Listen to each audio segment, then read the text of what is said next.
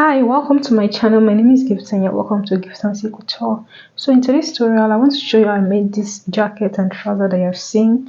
So I actually made a separate video for the trouser and this one is for the jacket. So if this is your first time of coming across my channel, do want to subscribe, like, share, comment.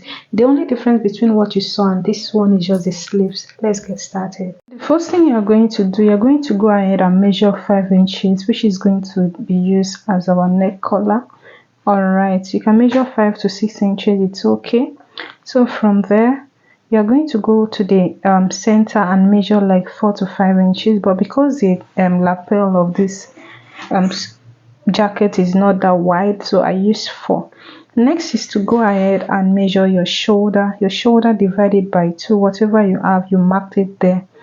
Okay, so after marking it, go ahead and measure your bust point, your under bust, your half length and your top length. For this tutorial, I'm going to be using the under bust because I just wanted to have a little cup under.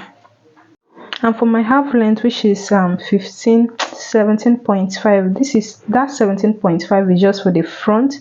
So from there I went ahead to measure my top length. So the total of what I have from my shoulder to the top length is 23. All right, so the next thing I did, I went ahead to connect the lines that I drew.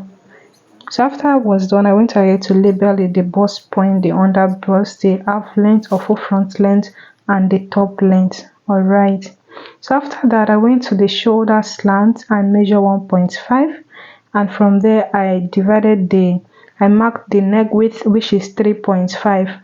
So from there I went ahead to connect it, and where I marked the 1.5, I measured half inch. That means the total of what we use for the shoulder slant is 1, and then the joining making it 1.5. I hope you are getting it. So for the neck depth, I used 3 inches. This 3 inches is okay, all right, for the jacket. So from there I went ahead to divide my bust into 6 plus 1.5. That's to get the armhole contour. I hope you are getting it. Then go ahead and place your table just like that and then mark it, the same thing that you have. Then go ahead and connect the lines. Now next thing, whatever you have on your shoulder, you're going to minus half from it and then place it. That's on your across chest. So after connecting the line just like this, go ahead on that across chest, divide your bust measurement into 4. So for me, my bust is divided into 4, which is 9 inches. My bust is 36. Now the distance from that to where the across chest measurement is, divided into 4 and mark it. So after marking it, measure your shoulder to that across chest, divide it into 2. What on the midpoint, go in by 0.5 and then connect it to get your armhole contour. I hope you are getting it. So after you are done doing it, the next thing is to go ahead and measure your bust measurement on the bust point, which is 9 inches, and on the waistline, go ahead and do the same thing, divide your waist measurement into 4. Then on the top length, divide your measurement into 4. So after I was done, I went ahead to connect it just like what you're seeing on the screen. So the next thing is to go ahead and divide my bust span into 2.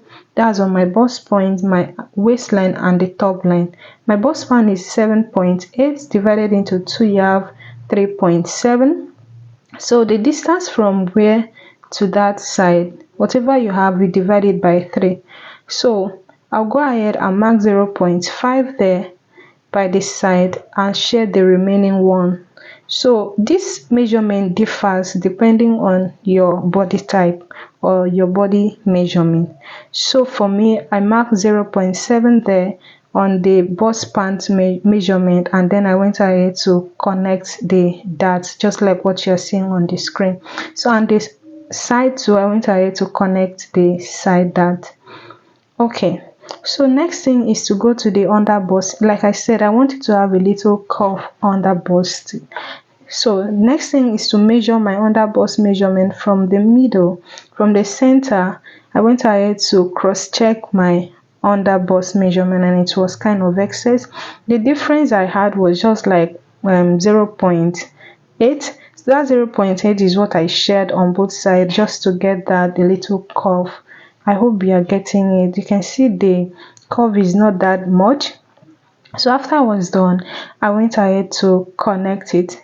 You can decide to sew it without this underbust measurement. All right, so after I was done, next thing I went ahead to cross check my underbust measurement to know if it's more or less, and it was perfect. The next measurement I did was to measure my side bust measurement, which is 2 inches. The 2 inches is the difference between my full front length or half length and my back length measurement. I hope you are getting it. Next, I connected it, and that was it. So the next thing I did was to go to my armhole measurement where I marked the midpoint of the armhole. I connected it to meet my own bust point just to get that princess cut effect, and that was it. The next thing I did was to go ahead and add half an inch for the armhole turning. Now to get the back neck, because it's the back neck you are going to use for the collar, I have to initiate it on the front neck. So I marked 1.2 for the neck depth, and then the neck width I maintained the 3.5 that I used for the front. So after I was done, I went ahead to measure 9 inches because that's how I want it to be, like the length of the opening of the lapel. I used 9 inches. All right, so from there I went ahead to mark 1 inch all the way to get my placket, because that's where the buttonholes is going to be, and then I went ahead to connect it.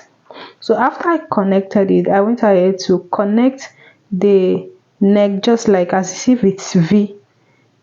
All right, so from there I went ahead to measure the neck width of the back that I measured, remember. So whatever I have, I went ahead to, I had 4.2, and I went ahead to place it just like what you are seeing on the screen. I went ahead to place it because that's the length of the collar, like the length of the collar to the back, and I went ahead to connect it using my French curve. You are not to use straight ruler when it comes to this collar. So the width of what I have, so from there I went in by 0.3 so that it will be a little bit curvy.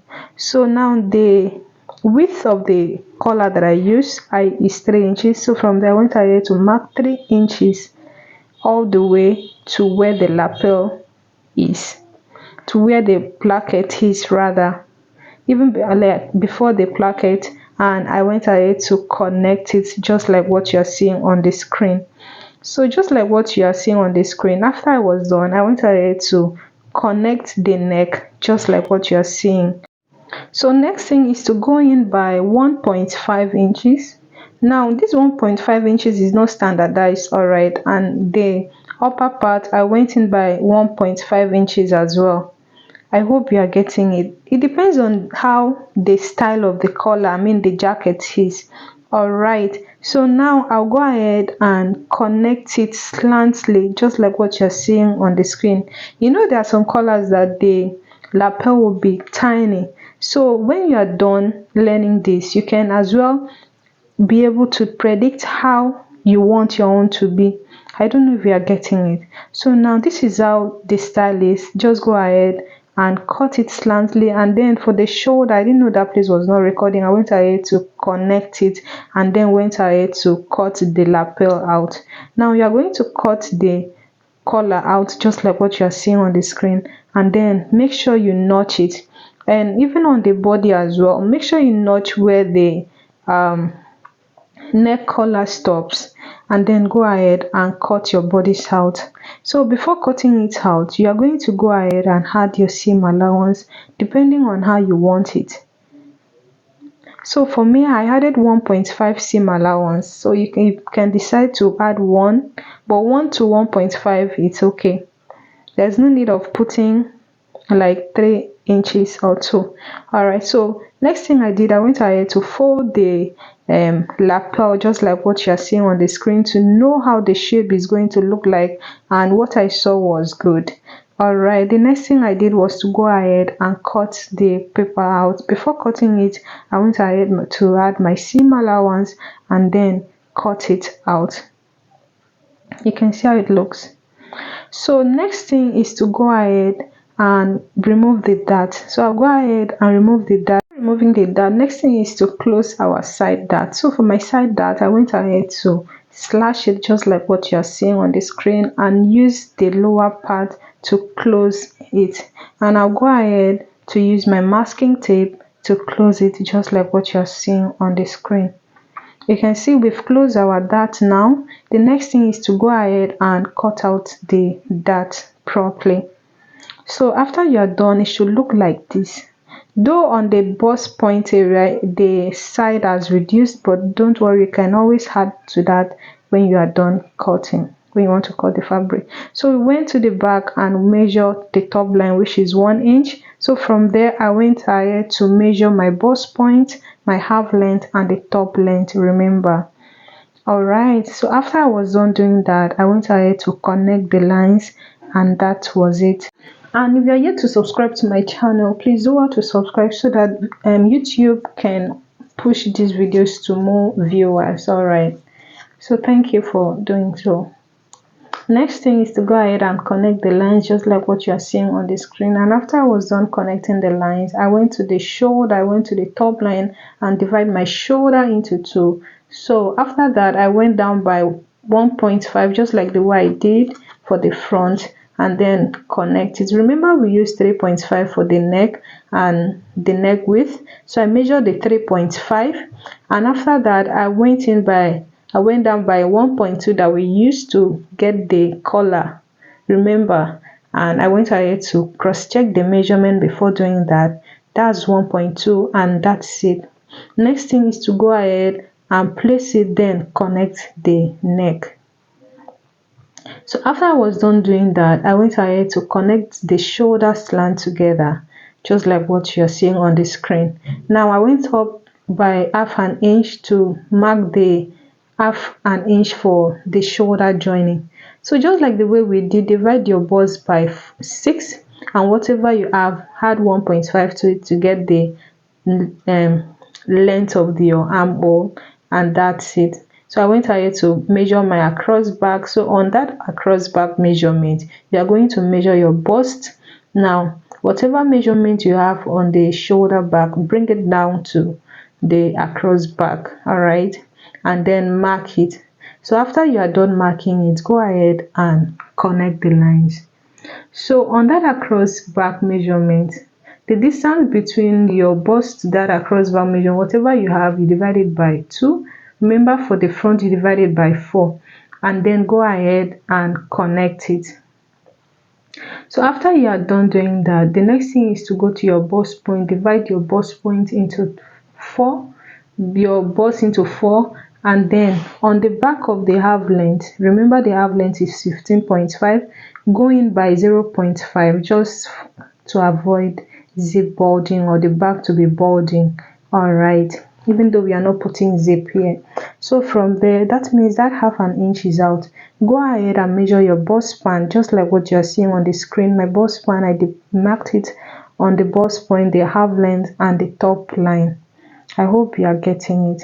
So after that, go ahead and connect the lines. So after connecting the lines, go ahead and share your dart measurement. For the back I used half an inch, that's the total of 1 inch, and I shared it on both sides, and then from there I went ahead to connect the dart just like what you're seeing on the screen. So from there I went ahead to measure my bust measurement divided by 4, and on the waistline I measured my waist measurement divided by 4.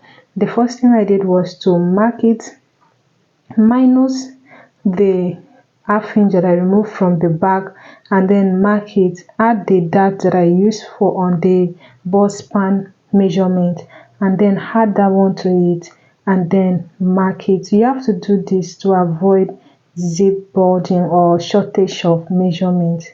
All right, so on the top line I divide my measurement into 4, and I went ahead to connect the lines just like what you're seeing on the screen. So from there I went ahead to add 1.5 measurement to it. So after that I went ahead to add half an inch for the armhole measurement just like what you are seeing on the screen, and I went ahead to connect it. The back is not really hard and it doesn't take time. Even the front is very simple as well.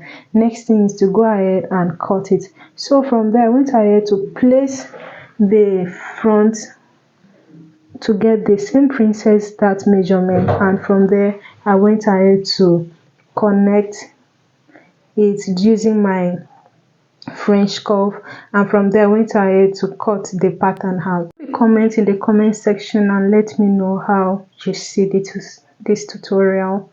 So next thing, remember the front has this kind of V shape, not really V, like a curve. I went ahead to place the pattern just like this, and the back as well I did the same thing. The next thing is to go ahead and use my masking tape to hold it in the middle of the front, and the same thing at the back as well. So after I was done, I went ahead to alter the shape of the pattern. Just watch and see.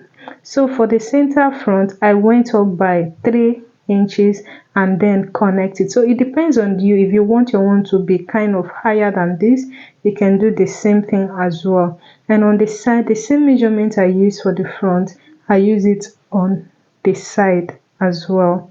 You can see the way I did it. Go ahead and mark it just like this, and on the side as well I went ahead to do it. The only place I didn't touch was the back. I hope you understand. So I went ahead to cut out the pattern just like what you're seeing on the screen, and that was it. So the next thing is to go ahead and cut it on my fabric. So yeah, I was done cutting. I added half an inch on where it's supposed to be. The shoulder, the center front, I cut 4 instead of 2 because I want 2 to be on the lining. So now the next thing is to go ahead and place the fabric on the lining, and it's just on the center front that I added paper stay because that's what I have, but it's always better to use your hair stay. I hope you are getting it. Next thing is to go ahead and join the side. So brace the fabric on the lining as well, and then go ahead and join your shoulder, not your shoulder, rather join your side, the half inch that you added on all sides, just like what you're seeing on the screen. Use your pin to pin it. You can even sew it without your pin. Do the same thing on the lining and then sew it. After you are done sewing, make sure you iron it. As you're sewing, make sure you iron it. As you're sewing, make sure you iron it. So after I was done sewing, I've gone ahead to iron it. You can see the front, the lining. You can see how I placed the center front. I put fabric on the lining, and this is the back. I've gone ahead to iron it, and I also notch it.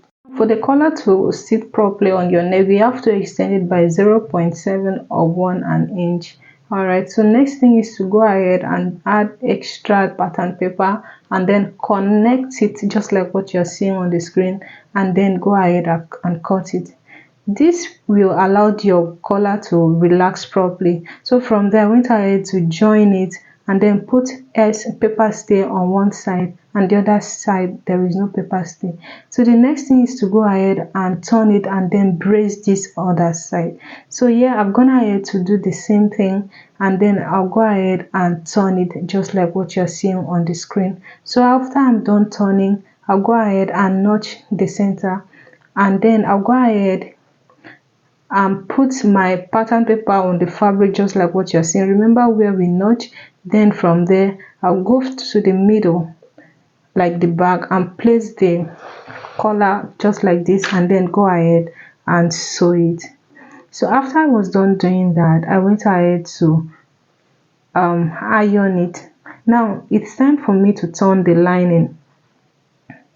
Now go ahead and place your lining just like what you're seeing on the screen, and then sew the collar inward. So after you are done doing that, go ahead and notch the sewing just like what you're seeing on the screen. So after you are done, go ahead and iron it, and I've done that already on mine. So the next thing is to go ahead and join the side. That's you're going to join fabric to fabric and lining to itself. I hope you are getting it. Remember the 1.5 that we added? I went ahead to sew it just like what you're seeing, and then I went ahead to iron it. You can see how neatly it's being pressed. And then the next thing is to go ahead and turn the down part. Now before turning the down part, we are supposed to reduce the lining by 1 inch or 0.5. Now I actually did something, but I forgot to record it. I extended the lining a little bit longer, and then after I was done sewing, I went ahead to trim it off. So this was when I was notching it. I've already trimmed it off before I noticed that I was not recording it. And yeah, I've gone ahead to iron it. Go ahead and iron it as well, just like what you're seeing on the screen. So it's better you can put hairstay on the lower part so that it will be able to stand properly. Now, after you've ironed it, you are going to notch the fabric just like what you're seeing. You're going to notch the fabric and then turn it like this to sew the center front, like the placket side. I hope you are getting it. Now after sewing it just like this, you can see the way you're holding. You're going to sew it just like this and then go ahead and iron it. After ironing it, it should look like this. I hope it's making sense. Now the next thing is to go ahead and iron your lapel collar. You can either place your pattern just like this to get the measurement right, or just use your discretion to iron it. And after I was done, cut a little sleeves on it, and the length of the sleeve is actually 8, but I didn't record it. Alright, so thank you for watching. If you like this video, please give me a thumbs up and do subscribe. Drop a comment in the comment section. I'll be dropping the trouser tutorial soon. Thank you for watching.